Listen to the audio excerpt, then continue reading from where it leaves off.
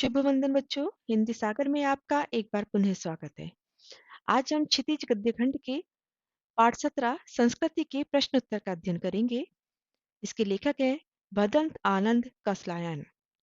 तो सबसे पहले पाठ का थोड़ा सा परिचय प्राप्त कर लेते हैं कि इस पाठ में है क्या, फिर इसके प्रश्न उत्तर करेंगे। इस पाठ के लेखक बौद्ध धर्म के अनुयायी और एक बेहद संवेदनशील विचारक हैं। उन्होंने अपने संस्कृति नामक निबंध में सभ्यता और संस्कृति को परिभाषित करने के साथ साथ इनके पारस्परिक संबंधों की विवेचना भी की है। संस्कृति और सभ्यता को समझना अत्यंत कठिन है, लेकिन लेखक ने सभ्यता और संस्कृति से संबंधित अनेक प्रश्न उठाकर उदाहरण सहित इनका समाधान करते हुए यह स्पष्ट किया है कि सभ्यता और संस्कृति वस्तुतः एक ही वस्तु हैं और उनके अनुसार सभ्यता संस्कृति का ही फल है। अर्थात संस्कृति है एक नए तथ्य की खोज और सभ्यता है उसका परिणाम। उन्हें ऐसे लोगों की बौद्धिकता पर दुख होता है जो संस्कृति का बंटवारा करने के पक्षपाती हैं। उनके अनुसार मानव मात्र का कल्याण करने वाली बातें ही सभ्यता और संस्कृति है। तो ये था इसका छोटा सा सारांश। अब करते हैं इसके प्रश्न उत्तर। पहला प्रश्न है, लेखक की दृष्टि में सभ्यता और संस्कृति की सही समझ अब तक क्यों नहीं बन पाई है। देखिए, इस चैप्टर में बताया गया है कि सभ्यता और संस्कृति ऐसे दो शब्द हैं जो प्रयोग में तो बहुत अधिक आते हैं, लेकिन इनका सही अर्थ हमारी समझ में नहीं आता है। तो ये दोनों चीजें एक ही हैं या अलग अलग हैं, तो यही यहाँ पर समझाने की कोशिश की गई है और यही पूछा गया कि लेखक की दृष्टि में सभ्यता और संस्कृति की सही समझ अभी तक क्यों नहीं बन पाई है। इसका उत्तर है, लेखक के अनुसार सभ्यता और संस्कृति शब्दों का प्रयोग तो बहुत होता है, किंतु ये लोगों की समझ में कम आते हैं। मिलता जुलता अर्थ होने के कारण लोग दोनों को एक ही समझ लेते हैं तथा अर्थ स्पष्ट किए बिना मनमाने ढंग से शब्दों का भरपूर प्रयोग करते हैं और उनके वे अर्थ भी तब गड़बड़ा जाते हैं जब इन दोनों के साथ विभिन्न प्रकार के विशेषण लगकर, जैसे भौतिक भौतिक सभ्यता और आध्यात्मिक सभ्यता आदि नए शब्द बना लिए जाते हैं। इसलिए सभ्यता और संस्कृति की सही समझ अभी तक नहीं बन पाई है। समझ आ गया आपको क्यों नहीं बन पाई है? क्योंकि सभ्यता और संस्कृति लोग बाग एक सा ही समझते हैं। इन दोनों को अपने मनमाने ढंग से परिभाषित करते हैं और संस्कृति का शब्द या सभ्यता शब्द और भी जब ज्यादा गड़बड़ा जाते हैं, जब इनके साथ में विशेषण जुड़ जाते हैं, तो इसलिए इनकी अलग अलग परिभाषा नहीं बन पाई है और इनकी सही समझ भी लोगों की समझ में अभी तक नहीं बन पाई है। अगला प्रश्न है, किन महत्वपूर्ण आवश्यकताओं की पूर्ति के लिए सुई धागे का आविष्कार किया गया होगा। देखिए, सबसे पहले सुई धागे का आविष्कार क्यों किया गया होगा, क्या ऐसा महसूस किया कि सुई धागे का आविष्कार किया।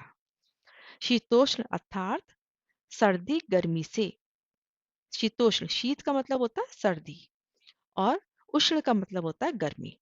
तो सर्दी गर्मी के प्रभाव से बचने के लिए और कीट पतंगों से शरीर की रक्षा करने के लिए व शरीर को सजाने की इच्छा पूर्ति के लिए ही सुई धागे का आविष्कार किया गया होगा। सुई धागे के आविष्कार से पहले मनुष्य पत्ते को बांधता होगा या जैसे भी करते होंगे, लेकिन उस समय एक दूसरे को सिलने की व्यवस्था नहीं थी, तो इसलिए सुई धागे का आविष्कार किया गया होगा। आग की खोज एक बहुत बड़ी खोज क्यों मानी जाती है, इस खोज के पीछे रही प्रेरणा के मुख्य स्रोत क्या रहे होंगे। मुख्य स्रोत मतलब मुख्य कारण क्या रहे होंगे। आवश्यकता ही आविष्कार की जननी है। जननी मतलब माता है। जब किसी चीज की आवश्यकता होती है तभी उस चीज का आविष्कार होता है। आग की खोज मानव की अत्यंत महत्वपूर्ण देन है। आग की सहायता से मानव मांस को भून कर खाने लगा। आग से मनुष्य को जंगली जानवरों को भगाने, प्रकाश करने व सर्दी गर्मी से बचने व भोजन पकाने में सहायता मिली। पेट की भूख, जंगली जानवरों से रक्षा, ठंड से बचना आदि अनेक कारण इसकी खोज के स्रोत रहे होंगे। क्यों हुआ होगा आग का आविष्कार? पेट की भूख के कारण, जंगली जानवरों से रक्षा करने के लिए, ठंड से बचने के लिए आग का आविष्कार करने की आवश्यकता महसूस हुई होगी। अगला प्रश्न है, वास्तविक अर्थों में संस्कृत व्यक्ति किसे कहा जा सकता है? देखिए, सभ्यता और संस्कृत दो शब्द आ रहे हैं बार बार। तो संस्कृत व्यक्ति किसे कहते हैं? ऐसा व्यक्ति जो अपनी योग्यता के आधार पर नए तथ्य की खोज करता है, वह व्यक्ति वास्तविक अर्थों में संस्कृत व्यक्ति कहा जा सकता है। जैसे न्यूटन, इन्होंने अपनी योग्यता के आधार पर गुरुत्वाकर्षण के सिद्धांत का आविष्कार किया था। ये इसका उदाहरण है। कैसे व्यक्ति को संस्कृत व्यक्ति कहते हैं? जो अपने मन में नए नए विचार लेकर आता है और उन विचारों के आधार पर नए तथ्य की खोज करता है, नई चीज का आविष्कार करता है, उसे हम संस्कृत व्यक्ति कहते हैं। आ गया होगा समझ में अच्छे से। अगला प्रश्न है, न्यूटन को संस्कृति न्यूटन को संस्कृत मानव कहने के पीछे कौन से तर्क दिए गए हैं? तर्क मतलब उदाहरण दिए गए हैं। न्यूटन द्वारा प्रतिपादित सिद्धांतों एवं ज्ञान की कोई दूसरी बारीकियों को जानने वाले लोग भी न्यूटन की तरह संस्कृत नहीं कहला सकते, क्यों? देखिए, सबसे पहले प्रश्नों को अच्छी तरह से समझ लेते हैं कि न्यूटन को मानव कहने के पीछे कौन से तर्क दिए गए हैं। न्यूटन द्वारा प्रतिपादित मतलब न्यूटन ने जो सबसे पहले नियम बनाया, गुरुत्वाकर्षण का नियम बनाया उसने, तो उसके ज्ञान की दूसरी बारीकियों को जानने वाले लोग, जो उसके ज्ञान के आधार पर और भी उन बारीकियों को जानते हैं जिनको न्यूटन नहीं जानता था, उनको हम संस्कृत व्यक्ति क्यों नहीं कह सकते? देखिए, इसका आंसर है कि लेखक के अनुसार संस्कृत व्यक्ति वह है जो अपनी बुद्धि, विवेक और परिश्रम से किसी नए तथ्य की खोज करता है। कौन है संस्कृत व्यक्ति? जो अपनी बुद्धि के अनुसार, अपने नए विचारों के अनुसार, अपनी शक्ति के अनुसार, अपने विवेक के अनुसार और अपनी मेहनत के अनुसार नए तथ्य की खोज करता है, नई चीज का आविष्कार करता है, वही संस्कृत व्यक्ति है। न्यूटन ने गुरुत्वाकर्षण के सिद्धांत का आविष्कार किया, इसका उदाहरण है कि न्यूटन ने क्या किया? गुरुत्वाकर्षण के सिद्धांत का आविष्कार किया। अतः न्यूटन एक संस्कृत मानव थे। लेकिन जिस व्यक्ति को कोई नए तथ्य, दर्शन अथवा ज्ञान अनायास ही विरासत में मिलता है, वह व्यक्ति संस्कृत नहीं बल्कि सभ्य व्यक्ति कहलाता है। मतलब जैसे न्यूटन ने गुरुत्वाकर्षण के नियम का सिद्धांत बनाया, ठीक है, ये सिद्धांत उसने नए तथ्य की खोज की, लेकिन जो उसके आधार पर और नए तथ्य खोजे गए, उन्हें हम संस्कृत व्यक्ति नहीं कहेंगे, वो सभ्य व्यक्ति कहलाएंगे। ऐसे विद्यार्थी जो न्यूटन द्वारा प्रतिपादित सिद्धांत के साथ साथ इस सिद्धांत की उन बारीकियों से भी परिचित हों जिनका ज्ञान न्यूटन को ना था, उन्हें सभ्य तो कहा जा सकता है, लेकिन न्यूटन की भांति संस्कृत नहीं कहा जा सकता।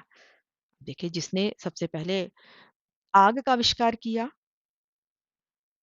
तो वो आगे की और बारीकियों को नहीं जानता था, लेकिन उसके बाद लोग उन बारीकियों को जान गए, तो भी वो जिसने सबसे पहले आग का आविष्कार किया उतने बड़े संस्कृत व्यक्ति नहीं कहला सकते। अगला है, मानव संस्कृति मानव संस्कृति एक विभाज्य वस्तु है। अविभाज्य मतलब जिसको कि विभाजित नहीं किया जा सकता, जिसको तोड़ा नहीं जा सकता। किन्हीं दो प्रसंगों का उल्लेख कीजिए। ऐसे दो प्रसंग जो पाठ में आए उनको पूछ रहा है। पहला है, मानव संस्कृति को विभाजित करने की चेष्टाएं की गई। इसका आंसर है, भारत अनेक संप्रदायों का देश है। संप्रदाय मतलब अनेक अनेक धर्म को मानने वाले लोग यहाँ पर रहते हैं। लेकिन मानव संस्कृति एक ही है, लेकिन मानव संस्कृति एक ही है मतलब मानव तो एक ही तरह के हैं। इसी मानव संस्कृति को हिंदू संस्कृति, मुस्लिम संस्कृति, सिख संस्कृति, ईसाई संस्कृति आदि रूपों में वर्गीकृत करके उसे विभाजित करने की चेष्टाएं की गई हैं। क्या कहना चाह रहा है यहाँ लेखक? कि मानव संस्कृति को विभाजित करने की चेष्टाएं क्यों की गई हैं? मतलब मनुष्य का जन्म तो एक ही रूप में हुआ है। हर किसी के अंदर खून बहता है और सबके खून का रंग लाल ही होता है। तो मनुष्य तो एक ही है, लेकिन यहाँ पर संस्कृति के आधार पर हिंदू हिंदू, मुस्लिम, सिख, ईसाई आदि उसके साथ विशेषण जोड़ करके उसको बांटने की कोशिश की गई है। उसको विभाजित करने की कोशिश की गई है। दूसरा है, मानव संस्कृति ने अपने एक होने का प्रमाण दिया। वैसे बहुत सारे जगह आई, ऐसे बहुत सारे नए तथ्य आए, ऐसे बहुत सारी बातें हुई जहां पर मानव ने अपने एक होने का प्रमाण दिया कि हम अलग अलग नहीं है, हम सब मानव एक ही हैं। देखिए, सभी देश काल में मानव संस्कृति का एक मात्र उद्देश्य जल कल्याण होता है। जन कल्याण मतलब लोगों का कल्याण करना। जब जब दानवता ने अपने पैर पसारे तो सभी भेद भुलाकर मानव जाति मानवता के नाम पर उठ खड़ी हुई। ऐतिहासिक दृष्टि से जापान में गिराए गए परमाणु बम के विनाश से संपूर्ण धरती कांप गई, तो विश्व के लोगों ने एक होकर उसका विरोध किया था।